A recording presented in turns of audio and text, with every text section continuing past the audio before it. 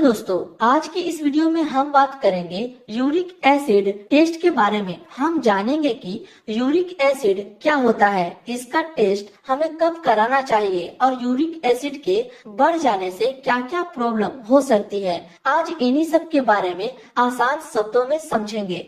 देखिए दोस्तों, uric acid test से हम ये जान सकते हैं कि हमारे ब्लड यानी खून में यूरिक एसिड का अमाउंट कितना है। और यूरिक एसिड एक वेस्ट मटेरियल होता है जो कि हमारे बॉडी में प्यूरिन्स के ब्रेक डाउन यानी टूटने से बनता है। अब जान लेते हैं कि प्यूरिन्स हमारे बॉडी में कैसे बनता है। आप सोच रहे होंगे कि यह प्यूरिन्स हमारे बॉडी में आता कहाँ से है। तो जैसा कि यह हमारे बॉडी में प्यूरिन से बनता है तो यह प्यूरिन्स क्या होते हैं, तो आपको बता दूं, प्यूरिन्स एक केमिकल कंपाउंड होता है जो कि हमारी बॉडी में न्यूक्लिक एसिड के ब्रेक डाउन से बनता है, यानी कि न्यूक्लिक एसिड के टूटने से बनता है। अगर आप डीएनए स्ट्रक्चर पढ़े होंगे तो न्यूक्लिक एसिड को समझ गए होंगे। इसके अलावा कुछ ऐसे फूड होते हैं जिनमें प्यूरिन्स पाया जाता है, तो यदि हम उन्हें खाते हैं तो हमारे बॉडी में प्यूरिन्स आ जाता है। देन ये प्यूरिन्स हमारे लीवर में जाता है और एडेनोसिन और ग्वानिन में टूट जाता है। इसके बाद यह यूरिक एसिड में कन्वर्ट हो जाता है। देखिए, यूरिक एसिड एक वेस्ट मटेरियल होता है जो कि हमारे बॉडी के लिए जरूरी नहीं होता है, इसलिए इसे हमारे शरीर से निकालना जरूरी है।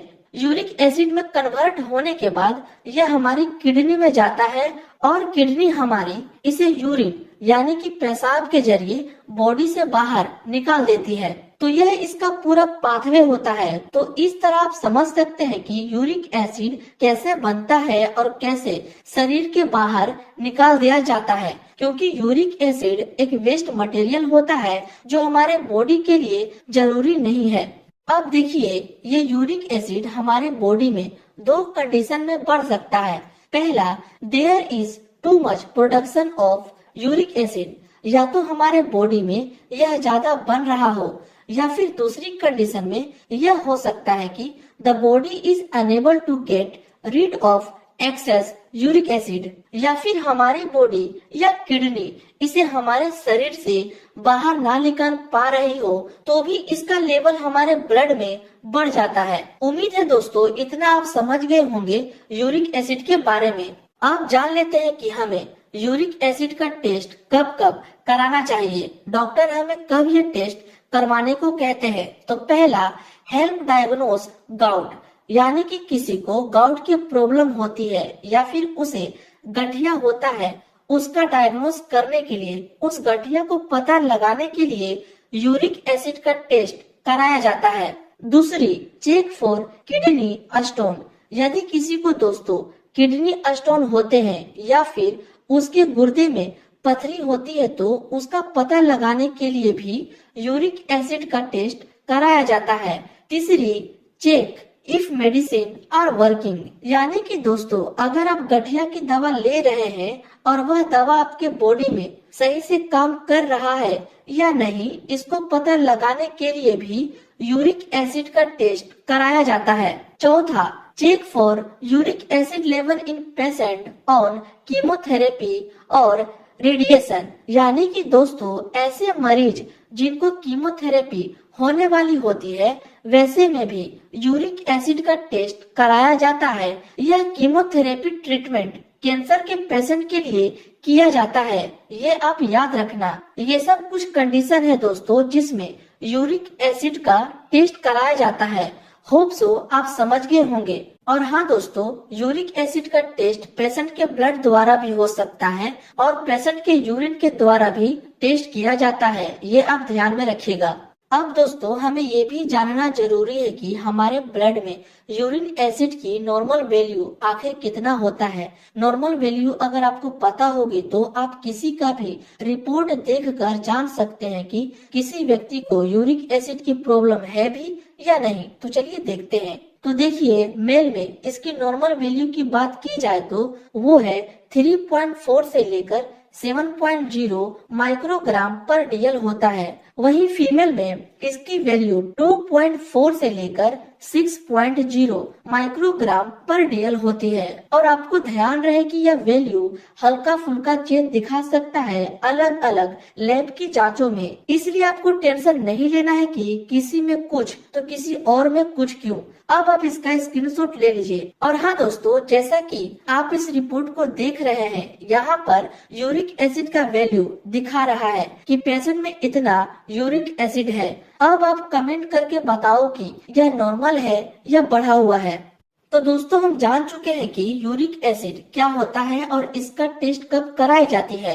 आप जान लेते हैं कि अगर ये यूरिक एसिड हमारे शरीर से बाहर नहीं निकल पाता है तब हमें क्या प्रॉब्लम फेस करने को मिलती है, क्या इसके सिम्टम हमें दिखाई देते हैं। तो देखिए, जब ये यूरिक एसिड हमारे ब्लड में बढ़ जाता है तब ये क्रिस्टल में कन्वर्ट हो जाता है और ये क्रिस्टल हमारी बोन के बीच में इकट्ठा हो जाता है, जिसके कारण उस जगह पर इन्फ्लामेशन यानी कि सूजन हो जाता है, जिसके कारण हमें काफी ज्यादा दर्द होने लगता है। इसी कंडीशन को दोस्तों हम गाउट यानी कि गठिया के नाम से जानते हैं। और हाँ दोस्तों, आपको ये भी जानना जरूरी है कि गठिया की पहचान क्या होती है या फिर यह हमारे बॉडी में किस हिस्से से होना शुरू होता है। तो देखिए दोस्तों, 90% चांस होते हैं कि यह हमारे पैर के अंगूठे से स्टार्ट होता है और इसके अलावा हमारे बॉडी के अन्य पार्ट से भी शुरू हो सकता है, जैसा कि आप ये सब देख सकते हैं और समझ सकते हैं। यहाँ पर मैं आपको कुछ पिक्चर भी दिखा रहा हूँ जिससे आप इस गाउट की पहचान भी कर सकते हैं। जैसा कि आप इस पिक्चर को देखकर समझ सकते हैं कि इसके बिग टोए में गाउट यानी कि गठिया हो चुका है, जिसके कारण इन्फ्लामेशन देखने को मिल रही है और इसके उंगलियों में भी गठिया हो गया है, जैसा कि आप देख सकते हैं। और हाँ दोस्तों, अगर किसी का यूरिक एसिड बढ़ गया है तो उसे कंट्रोल भी किया जा सकता है। इसके लिए काफी नेचुरल ट्रीटमेंट मौजूद है, बट हम लोग मोटा मोटी समझ लेते हैं कि इसे कंट्रोल कैसे कर सकते हैं, यानी कि आपका आगे ना बढ़े। तो नंबर 1, एडजस्ट डाइट, यानी कि आपको ऐसी भोजन खानी है जिसमें प्यूरिन की मात्रा ना हो। तो प्यूरिन किस में पाए जाते हैं और किस में नहीं, ये सब चीजें आपको नेट पर इजीली मिल जाएगी। Number 2, limit alcohol. यदि आप अल्कोहल पीते हैं, दारू पीते हैं, तो आपको अल्कोहल बंद कर देना चाहिए, क्योंकि अल्कोहल हमारे बॉडी को डिहाइड्रेट कर देता है, जिसके कारण गाउट की समस्या बढ़ने के चांस बढ़ जाते हैं। Number 3, keep your body hydrate, यानी कि आपको ज्यादा से ज्यादा पानी पीना चाहिए, क्योंकि आप जितना पानी पिएंगे आपके ब्लड में यूरिक एसिड जमा होने के चांस उतना ही कम हो जाएंगे। तो ये कुछ टिप्स हैं दोस्तों जो आपको ध्यान में रखनी होती है। इसके आगे का ट्रीटमेंट आपके गाउट की कंडीशन के अनुसार डॉक्टर दवा चलाते हैं, इसलिए गठिया हो जाने पर आप तुरंत अपने डॉक्टर से मिले। पर मैं कुछ मेडिसिन के बारे में बता देता हूँ ताकि आपको आइडिया रहे कि गठिया होने पर कौन कौन सी मेडिसिन चलाई जाती है। पहला जो दवा है उसका नाम है फेबुस्टेट 40, जिसका कॉम्पोजिशन फेबुक्सोस्टेट होता है। यह दवा दोस्तों हमारे बॉडी में यूरिक एसिड के फॉर्मेशन यानी कि यूरिक एसिड को बनने से रोकता है, ताकि यूरिक एसिड की मात्रा और ज्यादा हमारे बॉडी में ना बन पाए। इसको 1 टैबलेट पर डे लेना होता है। और हाँ दोस्तों, अगर फेबुस्टेट टैबलेट खाने पर भी यूरिक एसिड ब्लॉक नहीं होता है तो इस टैबलेट को रोककर इसकी जगह एलोप्यूरिनोल टैबलेट देते हैं। इसका भी वही काम होता है, यूरिक एसिड के फॉर्मेशन को रोकने का, जो कि जाइलिन के नाम से आपको मार्केट में मिल जाती है। इसको 2 से 3 टैबलेट दिन भर में दिया जाता है। नेक्स्ट जो टैबलेट है दोस्तों वो है बेंसिड टैबलेट, जिसका कॉम्पोजिशन प्रोबेंसिड टैबलेट होता है। इसका उपयोग दोस्तों हमारे बॉडी से एक्स्ट्रा यूरिक एसिड को रिमूव करने के काम में लिया जाता है, जिसको 1 टैबलेट दिन में 1 बार दिया जाता है। नेक्स्ट जो टैबलेट है वो है कोलसाइन 0.5, जिसका कॉम्पोजिशन कोल्चिसिन होता है। इसका यूज तब करते हैं जब यूरिक एसिड के कारण जोड़ों में पेन हो रहा हो, उस जगह पर इन्फ्लामेशन यानी कि सूजन आ गई हो, तब इस टैबलेट का उपयोग किया जाता है। इसकी डोज की बात करें तो 1 से 2 टैबलेट पर डे पेशेंट को लेना होता है।